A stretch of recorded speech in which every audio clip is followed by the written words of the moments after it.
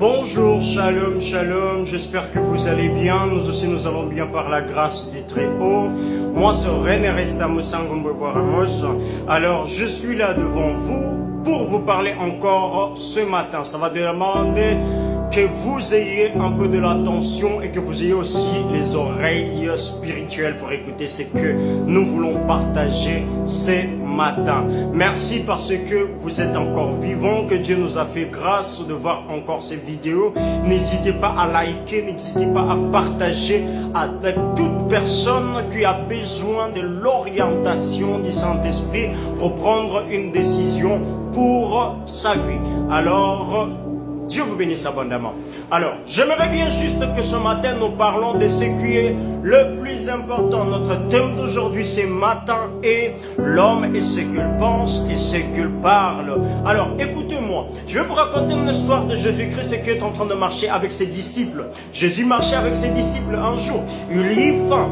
Et lorsqu'il se croisa devant l'arbre de figuier pour prendre quelque chose, pour aller cueillir un fruit à l'arbre, il approcha de l'arbre et il ne trouva rien du tout. La Bible dit et déclare qu'il ne trouva rien du tout à l'arbre. L'arbre n'avait pas encore produit de fruits. Et Dieu a dit quoi? Il a dit que cet arbre, comme tu ne m'as pas donné de fruits, comme tu ne m'as pas donné de nourriture, on ne mangera plus jamais le fruit de cet arbre. Ils sont partis avec ses disciples. Lorsqu'ils sont partis avec ses disciples, à leur retour, ils sont rentrés toujours sur le même chemin, la même route qui les avait fait partir. Et ils sont revenus, ils ont trouvé quelque chose d'extraordinaire. Ils ont trouvé de surnaturel. L'arbre a été séché des racines jusqu'aux feuilles. Et les disciples ont été curieux de poser la question à Jésus. Mais maître, comment est-ce que c'est arrivé?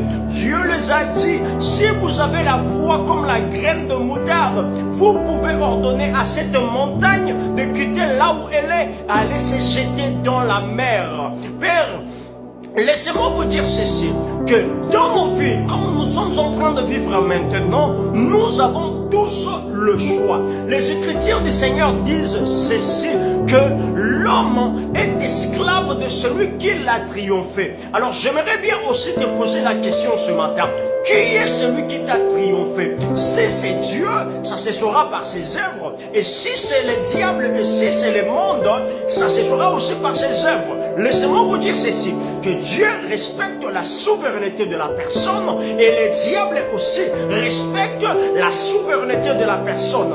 Tous ils attendent que la personne lui-même leur donne accès. Si tu lui donnes accès, il sera là pour entrer dans ta vie. Et de même aussi, Dieu a dit ceci, qu'il a tant aimé le monde, afin que quiconque croit en lui ne périt point, mais qu'il ait la vie éternelle. Ça veut dire ceci, la vie éternelle n'est pas une imposition. La vie éternelle, c'est un choix. Lorsque tu acceptes le Seigneur Jésus comme Seigneur et Sauveur, c'est lorsque tu as quitté le monde d'à côté, tu as rejoint le monde de la vie. Mais lorsque tu es en train encore de vivre avec les œuvres de la chair en toi, ça veut dire que c'est le diable qui t'a encore triomphé. Mais j'aimerais bien dire à quelqu'un ce matin que tout le monde a un choix à faire. Nous avons un choix à faire. Jésus avait parlé à l'arbre, et l'arbre qui était quelque chose qui n'a pas des oreilles, ça vit dans la végétation, mais ça peut écouter la voix de la surnaturelle, et ça séchesse là. C'est pour vous dire ceci, qu'il n'y a personne qui est plus fort. Un jour, on m'a dit qu'il y a des gens qui sont plus forts sur cette terre. Laissez-moi vous dire que le soleil est venu me voir pour me dire que non, voilà, c'est moi qui est le plus fort sur tout le monde. Dans le monde, c'est moi qui éclaire, c'est moi qui est le plus fort. Mais laissez-moi vous dire ceci, il y a les nuages qui viennent apparaître et dit non, ce n'est pas toi le plus fort, parce que lorsqu'il y a des nuages, le soleil s'assombrit, il ne peut plus donner ses éclats. Et je dis oui, je pense que c'est le nuage le plus fort. Et le nuage vient me dire non, ce n'est pas moi. Et lorsque le vent souffle, le vent disperse tout le nuage. Laissez-moi vous dire, je pense que non, c'est le vent qui est le plus fort. Mais je posais question au vent. Vent, on m'a dit que c'est toi qui es le plus fort. Le vent me dit, non, ce n'est pas moi le plus fort. Le montagne de marée arrête le vent. Ils ne peuvent pas me détruire. Je pensais dire, oh, ça veut dire que le montagne, c'est celui-là le plus fort. Je suis parti sur les montagnes. J'ai posé la question aux montagnes. Montagne, dites-moi, on m'a dit que c'est vous le plus fort. Il dit, oui, bien sûr. Je suis fort, mais lorsque les Chinois et les Indiens, lorsque les hommes viennent et avec des tracteurs, ils m'aplanissent et ils font un chemin là où il n'y avait pas de chemin. Ça veut dire que c'est l'homme le plus fort. Je viens chez l'homme, je lui pose la question, l'homme, est-ce que c'est toi le plus fort? L'homme il me dit, non, ce n'est pas moi le plus fort. Le plus fort entre nous, je pense que c'est la mort. Je suis parti chez la mort. J'ai posé la question à la mort. La mort, la mort. On m'a dit que c'est toi le plus fort. On m'a dit que c'est toi qui peux faire toutes choses. Mais attention, la mort me répond et il me dit, non, oui, je suis le plus fort, mais j'ai été arrêté par quelqu'un. Et celui-là, après 3 jours, il m'a ordonné de le relâcher. C'est Jésus-Christ de Nazareth. Laissez-moi vous dire ceci, que Jésus a été condamné sur la terre, mais c'était juste une mise en scène. C'était la réalisation de ce qui a été déjà fait dans les ciels. Parce que ce n'est pas Pilate qui avait proclamé l'exécution de Jésus. Ce n'est pas aussi Judas qui avait vendu Jésus. Jésus a été condamné depuis le ciel. C'est depuis le ciel que Jésus s'est condamné lui-même. Il s'est donné lui-même en sacrifice vivant. Il s'est donné lui-même en Melchisédek. Il s'est donné lui-même avec son sang, afin que quiconque croit ne périt point. Ça veut dire ceci, que Dieu a existé avant des âges. Et il dit ceci, qu'avant qu'Abraham ne fît, moi j'étais déjà. Ça veut dire qu'avant ton problème ait à avoir lieu, avant que tout ce que tu es en train de vivre ait à avoir jour, Jésus existait déjà. Je te parle ce matin comme un fils de Dieu, comme un enfant de Dieu. Ça veut dire que tout ce que nous sommes en train de vivre maintenant, c'est la scène de ce qui a été déjà passé. Notre vie, il y a quelqu'un qui connaît. Et notre avenir, il y a quelqu'un qui connaît. Celui-là, il s'appelle Jehoshua Hamashiach. Il s'appelle Jéhovah Rapha. Il s'appelle Sabaoth. Ça dépend maintenant de nous de lui donner juste l'aval et de venir entrer. Il dit, je me tiens à la porte. Je suis en train de toquer. Si tu ouvres, j'entrerai. Je souperai avec toi et toi avec moi. Et il est en train de dire encore ceci, que là où tu es, si tu te décides d'avancer, tu fais un pas, je courirai là où je suis pour venir t'accueillir. Ça veut dire ceci, le monde peut te refuser, les parents peuvent te rejeter, mais il y a quelqu'un qui est dans le ciel. Il te connaît plus que tout le monde. Il te connaît plus que tes parents. Il te connaît plus que toi-même. Parce que tu es marionnette entre son mains. Il a dit à Ézéchiel, Ézéchiel, va dans la maison. Là, va dans la maison du potier.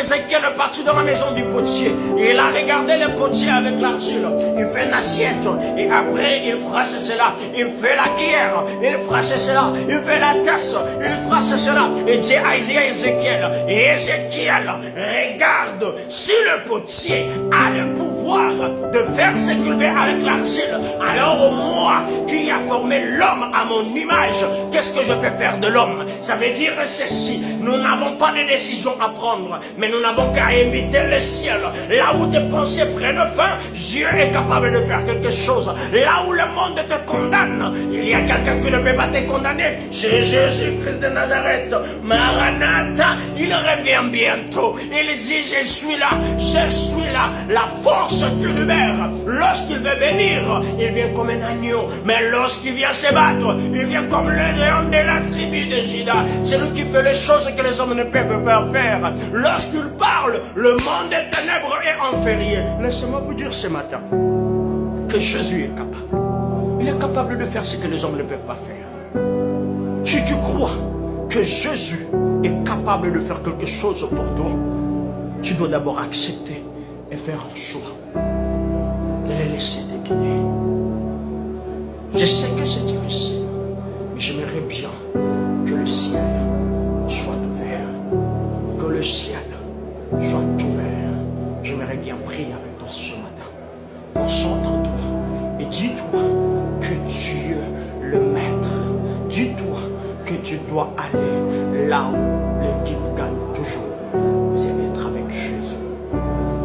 Mets ta main droite sur ton cœur. Mets ta main droite sur ton cœur. On va prier. Je lève ma main droite. Père éternel, je sais que toi tu fais ce que les hommes ne peuvent pas faire. Tu es le rémunérateur.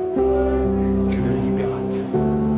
Celui qui parle et le monde des ténèbres exécute. Celui qui ordonne et les ciels parlent.